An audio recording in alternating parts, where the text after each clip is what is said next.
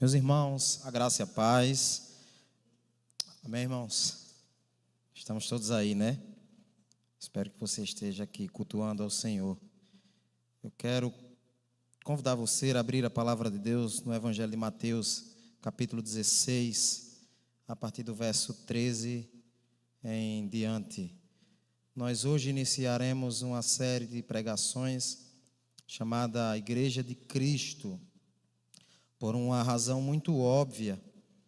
Esse ano, o mandato de muitos dos irmãos que fazem parte do nosso conselho, bem como da diaconia da nossa igreja, o mandato se vence e nós precisamos proceder com eleição na nossa igreja.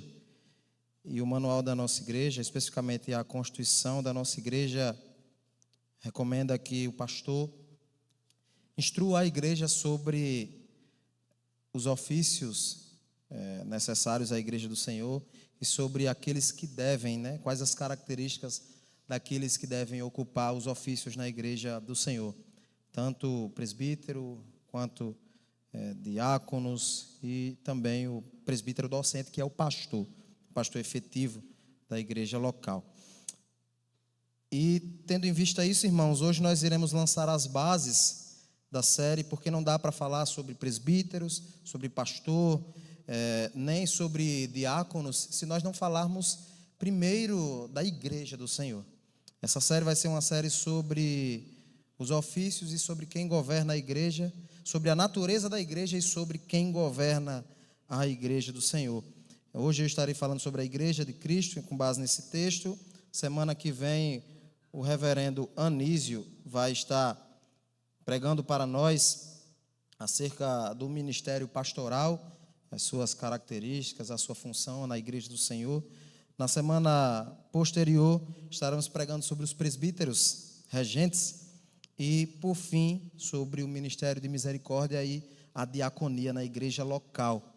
Vai ser um tempo de muito aprendizado. Eu espero que você saia sempre de casa no desejo de aprender à luz da palavra de Deus, para que você seja bem capacitado, você que é membro da nossa igreja, a exercer esta tarefa que, à luz das Sagradas Escrituras, é sua. É uma responsabilidade da igreja local escolher os seus líderes, tanto os seus presbíteros quanto os diáconos. E as Escrituras mostram requisitos muito claros, irmãos, bastante claros. E nós temos que ser guiados não pelas nossas preferências, não pelas nossas emoções, não pelas nossas afinidades, mas pelas Sagradas Escrituras e pelo que elas dizem acerca de quem deve ocupar os cargos de liderança na igreja do Senhor. Eu espero que você seja edificado com essa série de pregações e assim possa bem exercer aquilo que Deus colocou sob a sua responsabilidade. Amém? Meus irmãos, vamos ler Mateus capítulo 16, a partir do verso 13 em diante. Eu creio que todos os irmãos acharam. Nós iremos ler. Diz assim a palavra do Senhor: indo para a região de Cesareia de Filipe, perguntou a seus discípulos: quem os outros dizem que é o Filho do Homem? E eles responderam: uns dizem que é João Batista, outros dizem que é Elias, outros dizem que é Jeremias ou um dos profetas. Ao que Jesus perguntou: e vocês? Quem dizem que eu sou? Respondendo Simão Pedro, disse: o Senhor é o Cristo, o Filho do Deus vivo. Então Jesus lhe afirmou: bem-aventurado é você, Simão Bar-Jonas, porque não foi carne e sangue que revelaram isso a você, mas meu Pai que está nos céus. Também eu lhe digo que você é Pedro, e sob esta pedra edificarei a minha igreja, e as portas do inferno não prevalecerão contra ela. Eu lhe darei as chaves do reino dos céus. O que você ligar na terra será ligado nos céus, e o que você desligar na terra terá sido desligado nos céus. Então Jesus ordenou aos seus discípulos que não dissessem a ninguém que ele era o Cristo. Vamos orar, irmãos, pedindo a bênção do Senhor para nós. Senhor, nos ajuda enquanto ouvimos a Tua palavra e somos instruídos por ela. Fala aos nossos corações, corrige os nossos erros, nos consola, nos ensina as Tuas verdades, para que possamos viver por elas e assim dar glória ao Senhor, ao Deus de toda a glória. Que o Teu Espírito nos capacite neste momento, tanto a mim, Senhor, que sou um homem imperfeito e que preciso da graça do Senhor para pregar aos meus irmãos, mas capacita também Teus filhos, abre o coração deles. Ó Espírito Santo de Deus, fala ao coração dos Teus filhos. Não deixe nesse momento que nenhuma distração, preocupação das coisas da vida, ou até mesmo a nossa ignorância ou incapacidade de passarmos um tempo concentrados a ouvir uma exposição, Senhor. Em nome de Jesus, nos capacite nesse momento a sermos instruídos na Tua verdade. É na mediação do nosso Salvador Jesus que nós choramos. Amém. Meus irmãos, o texto está num momento em que Jesus, no seu ministério, retira-se para uma região chamada Cesareia de Filipe para ter um diálogo com os seus discípulos. E a natureza desse diálogo é muito interessante, porque a natureza do diálogo aqui é reveladora. Jesus está intencionalmente empreendendo uma conversa com seus discípulos com o propósito de revelar a eles a sua própria natureza, se é que isso não já havia ficado bastante claro diante de tantos sinais e prodígios que ele já havia feito, mas também revelar a natureza do seu reino e da igreja do Senhor, que faz parte do reino desse rei que é Jesus. E Jesus, ele faz isso, meus irmãos, de uma forma bastante intencional, como já havia dito. Por quê? Porque muitos das multidões seguiam a Jesus. E a multidão, ela é de fato impessoal. A multidão, pela sua natureza, ela é impessoal, ela é descomprometida, ela é descaracterizada de qualquer comprometimento que se possa ter com um líder, com alguém a quem se admira. É tanto assim que esse não é um fenômeno do passado. Hoje nós temos um fenômeno, já que estamos numa série sobre igreja, hoje temos um fenômeno, não só aqui no nosso país, mas como em outros lugares, em outros países, nas igrejas ditas chamadas emergentes. São normalmente megas igrejas, ou usando o linguajar mais da moda, mega churches, que é a palavra em inglês para igreja, né? Igrejas aí com uma membresia altíssima, em que não se há discipulado e pastoreio mais próximo e mútuo.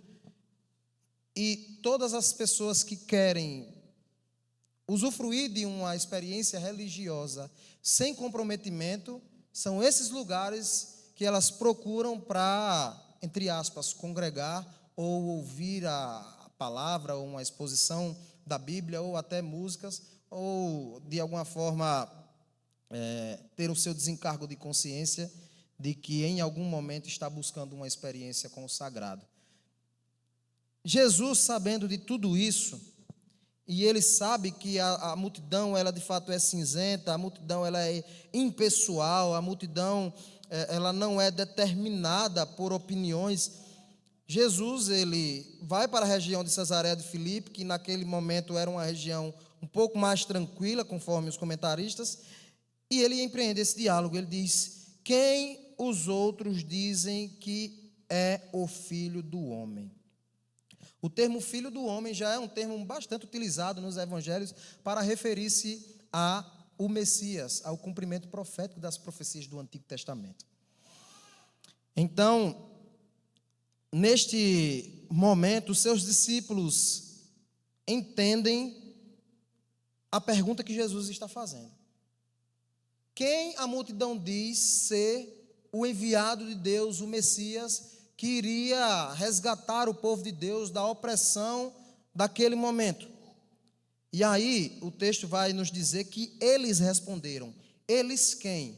Todos os discípulos que estavam ali. É provável que um tenha dito: Senhor, uns dizem que é João Batista, porque é isso que o texto nos diz. Outros dizem que é Elias, outros dizem que é Jeremias, ou um dos profetas. Veja, uns dizem que é João Batista. Nesse momento, João Batista já havia morrido e existia, segundo alguns comentaristas, uma crença de que o Filho do Homem, ele viria no espírito de João Batista ressuscitado, né? Digamos assim. Outros diziam que era Elias. Existe o cumprimento nas profecias do Antigo Testamento de que antes da vinda do Messias alguém prepararia os caminhos do Senhor e endireitaria as veredas, né? E aí a multidão dizia: é Elias. Outros diziam: não, é Jeremias. Ou outros até diziam, como muitos nos nossos tempos dizem: é só mais um profeta. Isso é muito interessante. Eu gosto muito do trilema de C.S. Lewis, porque na nossa cultura, não raro você vai encontrar pessoas que admiram Jesus Cristo. Admiram Jesus como um mestre de humanidade, como um grande professor, até como mais um profeta, com as seitas por aí afora. Mas afirmar sobre Jesus aquilo que ele mesmo disse sobre ele, são poucos que afirmam. E mais, muitos dizem até assim: eu reconheço esse Jesus como um grande homem, afinal, ele viveu nessa terra e o calendário é dividido entre antes e depois dele. Então, assim, eu fico com o Jesus histórico, mas normalmente a pessoa está querendo ficar com o Jesus, a sua versão. É o Jesus que a teologia queer diz, né? A teologia LGBT diz. Então eu fico só com o Jesus que é amor. Esse Jesus que teve discurso de ódio, não é esse Jesus que eu acredito. Eu acredito no Jesus que teve um discurso para as minorias. Eu acredito num Jesus assim ou assado. Normalmente as pessoas querem aceitar o Jesus que elas querem ou que elas desenharam na sua cabeça. Jesus, para corrigir todos esses erros, especificamente no que diz respeito aos seus discípulos, ele está aqui agora se auto-revelando. Por quê? Porque seus discípulos lançariam as bases para a igreja do Senhor na nova aliança, no Novo Testamento. Portanto, a compreensão que eles deveriam ter de Jesus deveria ser a mais correta possível, porque disso dependia todo o desenrolar da igreja do Senhor. Da revelação dele mesmo dependia o desenrolar de toda a igreja do Senhor. Depois disso, Jesus passa agora a indagá-los diretamente. Ele diz: e vocês? Quem dizem que eu sou? Talvez o texto não dê essa impressão para você, mas é um ponto pacífico em todos os estudiosos do texto, que é bem provável que o silêncio em algum momento pairou depois dessa pergunta. E vocês, quem dizem que eu sou? E aí eles dizem: olha, o que é que acontece? Pedro levanta-se, assim, representando a todos eles, e nos faz a primeira grande confissão de fé declarada cristã. O texto nos diz no verso 16 que Pedro diz: respondendo Simão Pedro disse: o Senhor é o Cristo, o Filho do Deus vivo. Veja só, meus irmãos, aqui Pedro ele está declarando a messianidade de Jesus. Ele está declarando quem de fato Jesus é. a sua natureza, o seu propósito, quem ele era. Ele é o Cristo. Aqui é uma declaração de que Jesus é o cumprimento de todas as profecias na antiga aliança que diziam respeito à restauração do povo de Deus, e não só do povo de Deus, do mundo. Mas ele está dizendo também: tu és o Cristo, o Filho do Deus vivo. Tu és o Filho de Deus que nós aguardamos. É de ti, tu fosse gerado eternamente pelo Pai, como a doutrina da Trindade nos diz, e é de ti que procede toda a vida, porque só de Deus procede toda a vida. Então, essa é uma declaração, meus irmãos, magnífica de Pedro acerca da natureza de Jesus. Pedro está completamente correto acerca de quem Jesus é. Você vê que anteriormente você pode ser muito bem intencionado, mas não ter a compreensão correta de quem Jesus é. E existem muitas pessoas assim, bem intencionadas, buscando viver uma vida correta, uma vida ética e moral, aos olhos humanos perfeita, de modo que não se encontra erro na pessoa, aos olhos humanos. Mas é muito provável que essa pessoa que vive essa vida não tenha uma declaração correta, não tenha uma compreensão correta e uma profissão de fé correta acerca de quem Jesus é. E mais, não tenha tido sequer uma experiência com Jesus. Porque é muito possível, irmãos, vivermos uma vida ética e moral, até mesmo sem Cristo. O mundo está aí, nas nossas famílias, nos nossos trabalhos, nós vemos isso todos os dias. Mas é diferente com Pedro aqui. Pedro, a sua profissão de fé é correta à luz daquilo que ele já havia vivido com Jesus. E Jesus, ele diz: bem-aventurado é você, Simão Bar-Jonas. Ou seja, mais que feliz é você, Simão Bar-Jonas. Você tem aqui o primeiro, o bem-aventurado. Eu não preciso explicar muito, você sabe o que significa bem-aventurado. Você já escutou muitos sermões sobre o que significa ser bem-aventurado, mais que feliz, sobremodo feliz. E aí Jesus, ele situa Pedro como um homem, filho de homens. E aí você tem que enxergar o trocadilho aqui. Enquanto Cristo é o Filho do Deus vivo, Pedro é homem, filho de homem. E isso é muito importante para o texto, para entendermos algo que nós iremos expor no decorrer da passagem, porque Jesus diz: você é mais que feliz, filho de Jonas, ou de João, né, a depender da tradução. Simão significa o primeiro nome dele, e Bar-Jonas, Bar significa filho, né, em hebraico, ou em aramaico, na verdade. Simão Bar-Jonas, ou seja, filho de Jonas. Jesus está dizendo: você é mais que feliz, filho do homem. Por quê? E aí Jesus dá a razão do porquê Pedro é bem-aventurado. Porque não foi carne e sangue, veja só, não foi esta tua natureza humana, não foi a carga cultural que tu tiveste no judaísmo, não foi a tua inteligência, não foi o fato de tu ser um homem racional, a imagem de Deus que te capacitou a esta profissão de fé, que te revelou isso. Mas foi quem? Meu Pai que está nos céus. Aqui, irmãos, nós podemos estabelecer já uma das primeiras afirmações, uma das várias afirmações do texto, mas uma afirmação extremamente importante. É Deus quem se revela exclusivamente ao homem de maneira salvífica. É isso que o texto está dizendo, porque a forma que Jesus constrói o argumento, ele está dizendo: é impossível o homem, filho do homem, conhecer a um ser de natureza divina que é Jesus, que é o Filho de Deus. E ele está dizendo justamente isso.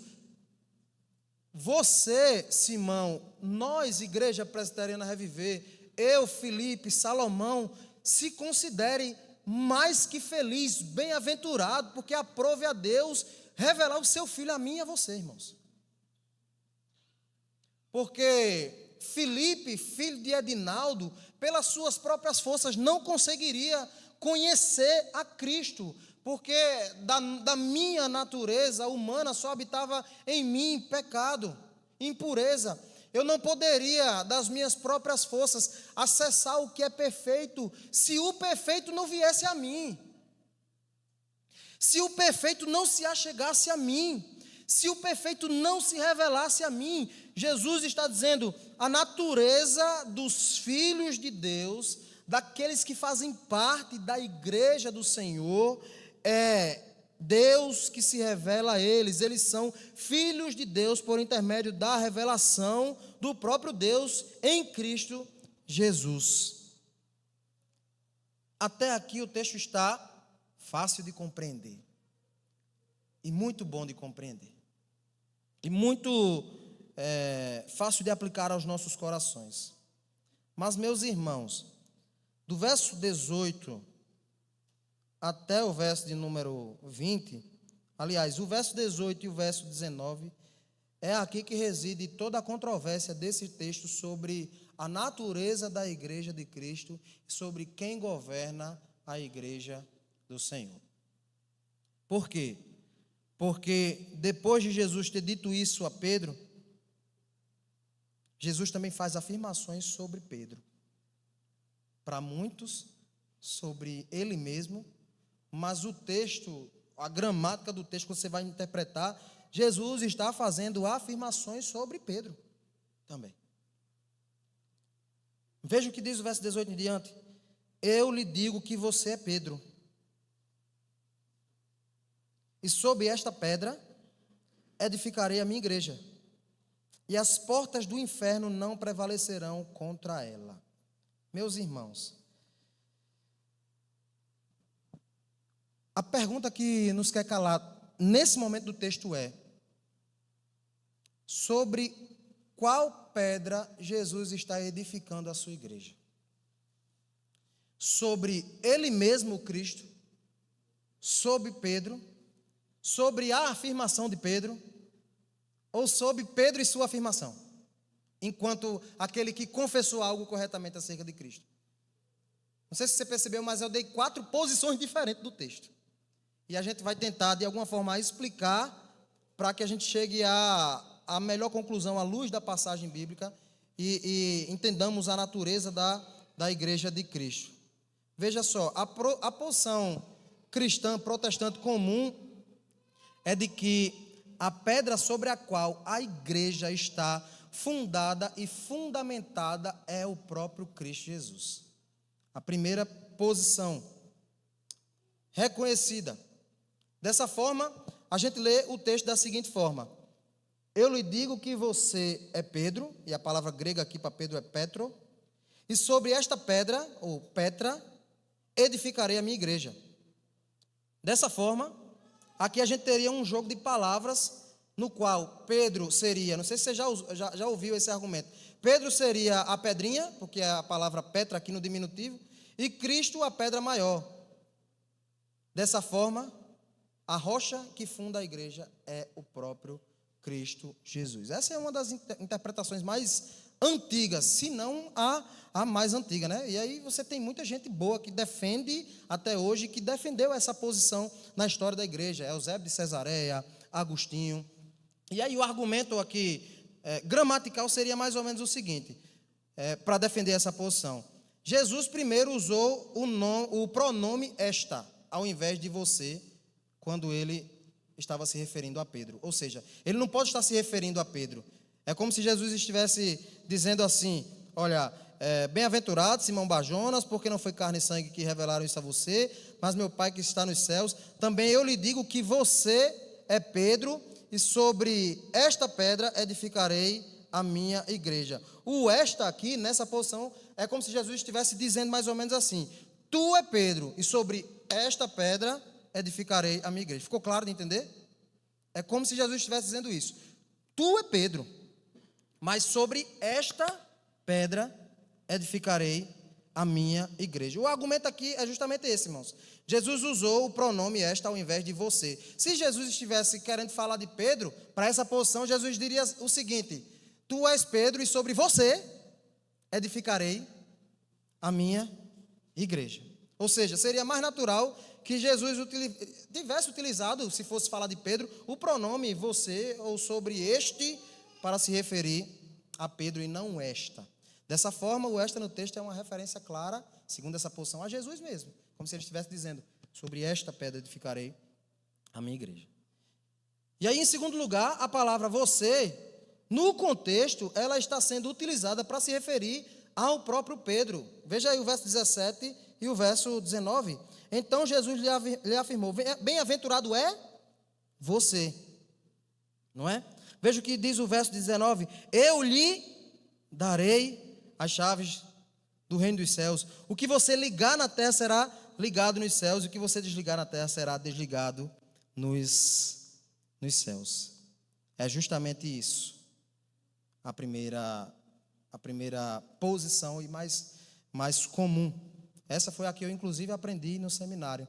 Só que, meus irmãos, cada posição sobre esse texto aqui, protestante, né, ela tem as suas dificuldades, porque o texto ele é, de fato, difícil de entender.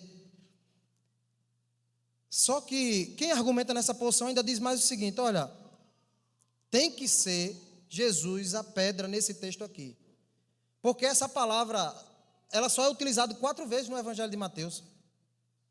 Ela só é utilizada 12 vezes em todo o Novo Testamento, e todas as vezes que se usa essa palavra no Novo Testamento é para se referir a Jesus como a própria pedra angular. Inclusive o próprio Pedro utiliza lá na sua carta esta palavra para se referir a Jesus como a pedra angular.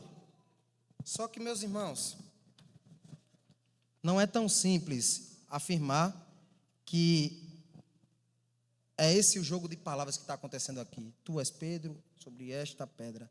Por quê? A gente pode utilizar esse argumento para destruir esse próprio argumento.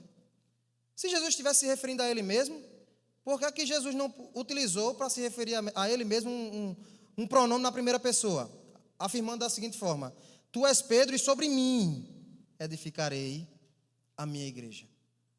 Veja só. Jesus poderia ter dito isso. Tu és Pedro, e ao invés dele dizer sobre esta, para se referir a ele mesmo, dizer sobre mim edificarei a minha igreja, e as portas do inferno não prevalecerão contra ela. Eu acho que dá para ler o texto de uma forma mais natural, sem medo do que o texto possa dizer e sem achar que o texto está sustentando uma posição apostólica romana. Afinal, existe a posição também apostólica romana, que tem as suas dificuldades também nesse texto. E já que a gente está falando sobre a natureza da igreja, é importante expor para você, porque um dia você vai poder dialogar com alguém que professa essa fé e poder dizer a razão da sua fé, o porquê que você não acredita que Pedro é o primeiro dos papas e o sucessor da igreja de Cristo. Resumindo, a igreja romana vai dizer o seguinte: Cristo está se referindo a Pedro como homem.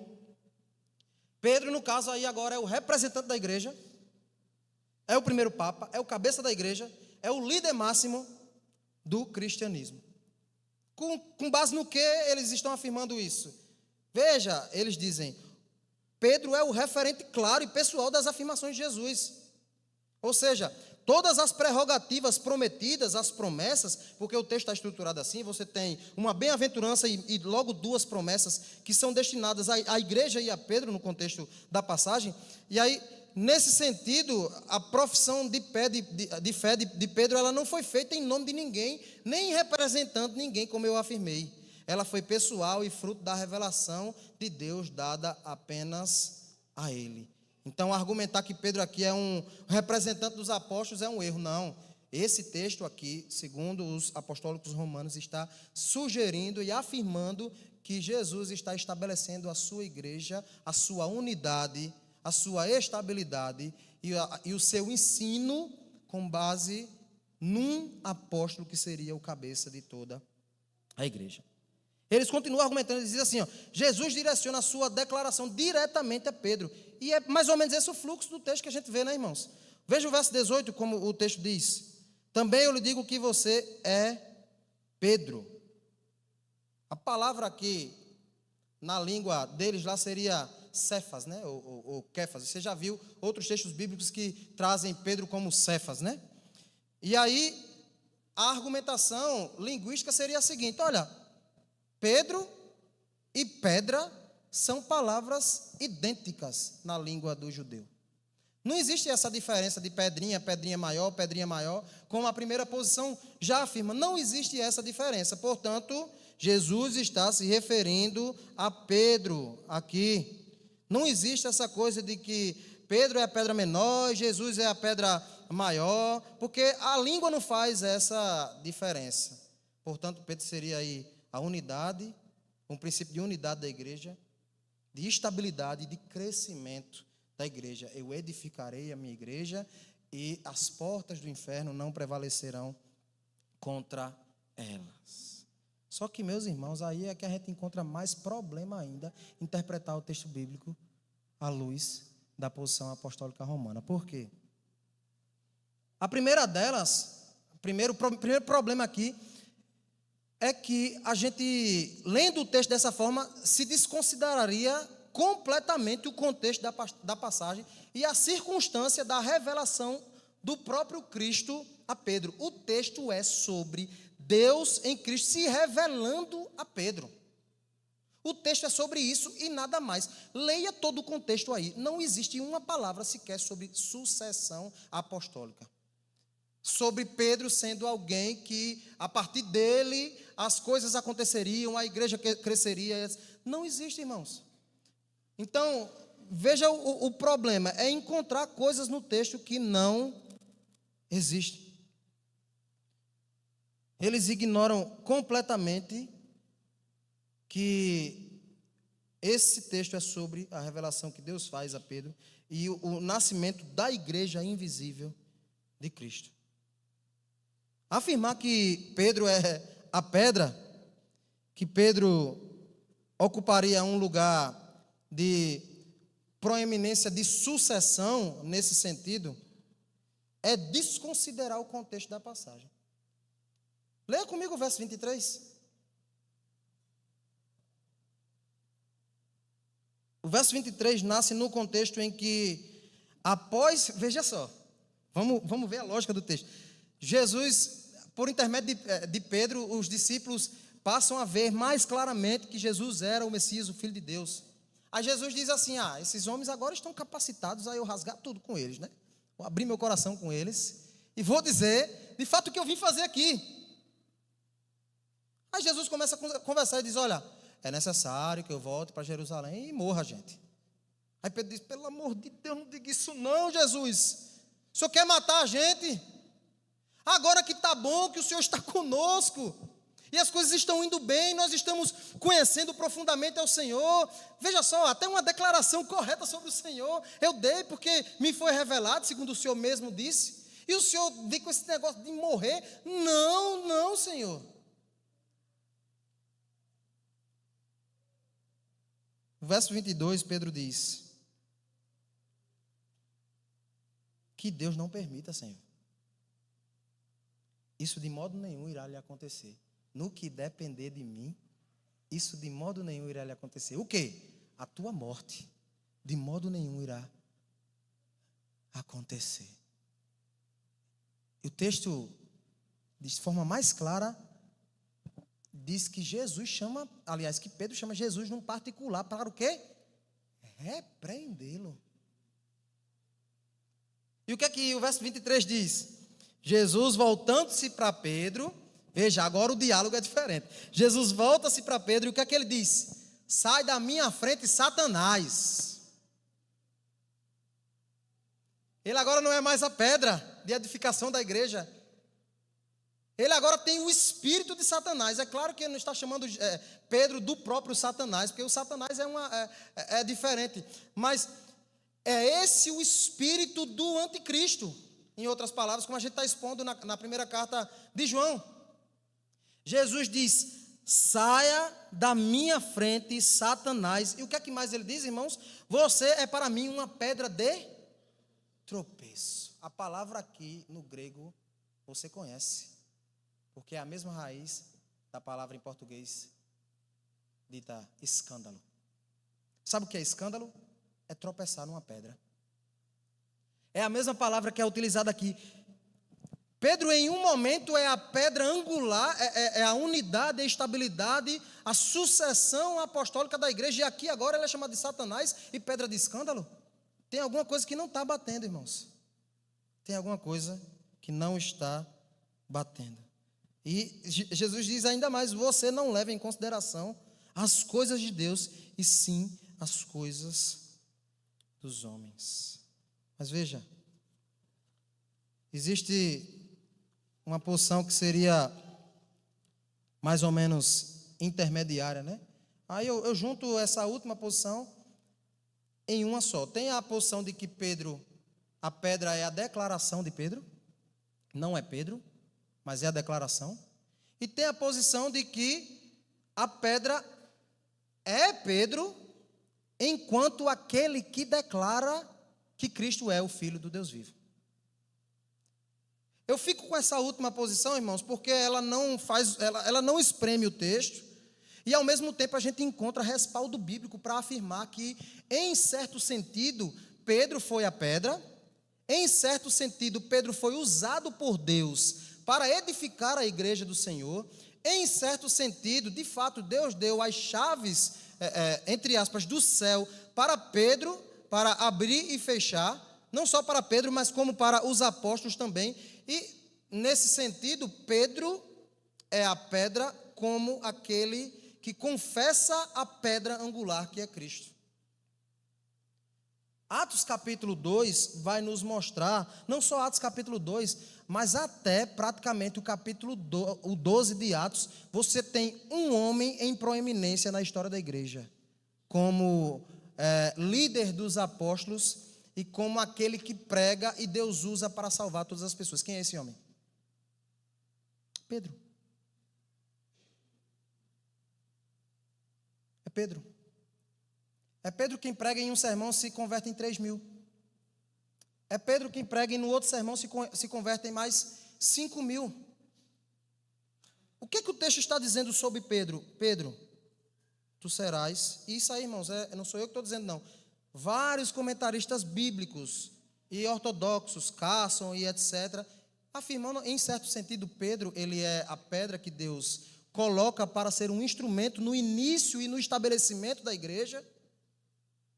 Mas é claro que a pedra angular da igreja é Cristo, na qual a igreja está estabelecida. É isso mesmo que o texto vai nos dizer. Você é Pedro, sobre esta pedra eu edificarei o quê? A minha igreja. Aqui é a primeira palavra a primeira vez que a palavra igreja aparece no texto. Eclesia, né? Chamados para fora, como se diz. Eu edificarei, eu lançarei as bases. Aqui não é eu te terei por sustentador, não, porque o próprio texto vai nos dizer que a igreja é de quem? A igreja não é de Pedro, a igreja é de Cristo. É Ele quem sustenta a igreja. Mas Cristo utiliza-se de Pedro naquele momento da história da redenção para lançar as bases da pregação do evangelho, não só de Pedro, como dos outros apóstolos. Mas Pedro tem aí uma proeminência em vários momentos no livro de Atos dos Apóstolos, como aquele que lançaria as bases para a expansão e a pregação do evangelho de Cristo Jesus. O verso 19 diz: eu lhes darei as chaves do reino dos céus. O que significa as chaves aqui do reino dos céus, irmãos? É o poder que a igreja do Senhor tem para pregar o evangelho e abrir a porta dos céus àqueles que precisam entrar. Mas a igreja não tem apenas a chave para abrir as portas dos céus através da pregação do evangelho para aqueles que precisam entrar. Ela também tem o poder para fechar as portas dos céus para aqueles que não devem fazer parte da igreja. É isso que o texto vai nos mostrar. Lhe darei as chaves dos céus, o que você ligar na terra será ligado. O que for feito conforme estabelecido nos céus será ligado na terra e vice-versa. E o que você desligar na terra será desligado nos céus. Aqui há uma clara referência ao papel de uma igreja verdadeira, que é o papel da disciplina e do exercício da disciplina e do governo da igreja, que vai ficar mais claro nos próximos sermões. Hoje a gente não vai dar para falar sobre isso. E é isso que Jesus está dizendo: olha, Pedro, tu és pedra, e sobre a pedra que é a tua confissão e a tua vida, eu edificarei, lançarei as bases da minha igreja. E Jesus diz: sendo assim, as portas do inferno não prevalecerão contra ela. Meus irmãos, a igreja de Cristo é um projeto espiritual dele mesmo. Não é uma criação originalmente humana. A igreja de Cristo é dele. Paulo, os outros apóstolos, utilizam a analogia do corpo e nos mostram que Cristo Jesus é o dono da igreja, o cabeça da igreja.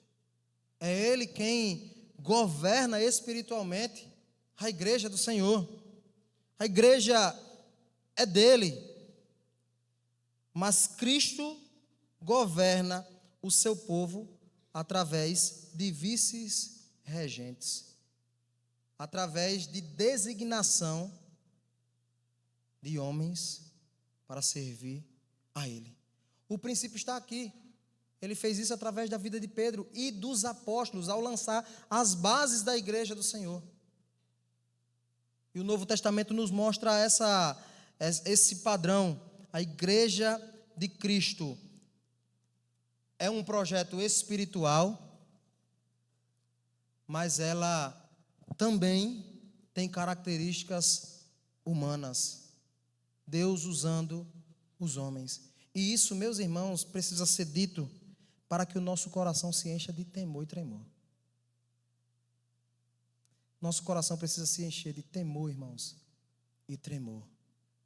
Porque no fim das contas, aqueles que governam a igreja, não só aqueles que governam, mas aqueles que colocam nos cargos os que governam, prestarão contas ao Senhor. Nós prestaremos contas, irmãos, ao Senhor nosso Deus, pelo exercício das chaves, do abrir e fechar o reino de Deus. Mas o texto também nos mostra a missão da igreja. O texto nos mostra a natureza da igreja. O texto nos mostra a natureza do rei, do filho de Deus, o cabeça da igreja. Mas o texto nos mostra também qual é a missão da igreja: pregar o evangelho e abrir a porta dos céus para aqueles que precisam entrar. Nós temos a confissão, nós temos a doutrina correta sobre quem Deus é, foi estabelecida as bases, e Cristo Jesus nos deu as chaves do reino dos céus. Não só os seus ministros, mas em Mateus, no fim deste evangelho aqui, nos é relatada a grande comissão que é dada não apenas aos apóstolos, mas a todos os discípulos de Jesus, que é: ide e fazei discípulos, batizando-os em nome do Pai, do Filho e do Espírito Santo. E eis que eu estarei convosco até o quê? Até a consumação. Essa é a nossa missão, irmãos. Nos foi dada a chave, assim como foi dado a Pedro e aos apóstolos nos primórdios da igreja, agora é dada a nós, aos seus ministros, aos presbíteros, à igreja do Senhor, para pregar o evangelho e expandir o reino de Deus e trazer ao reino, abrir a porta dos céus àqueles que precisam entrar. Mas não apenas isso, irmãos, de estarmos atentos também àqueles que querem profanar a igreja do Senhor. Aqueles que, travestidos de líderes, aqueles que, travestidos de crentes, querem fazer parte da igreja do Senhor, por um projeto político, por um projeto de poder, por um projeto pessoal. A igreja é de Cristo. A igreja não é do pastor Felipe. A igreja não é do conselho da igreja presbiteriana Reviver. A igreja não é nem sua, irmão, nem minha. A igreja é do Senhor. Na igreja do Senhor não há espaço para as nossas preferências. Na igreja do Senhor só há espaço para a vontade de Jesus. É Ele o cabeça, é Ele quem nos governa. Vamos orar.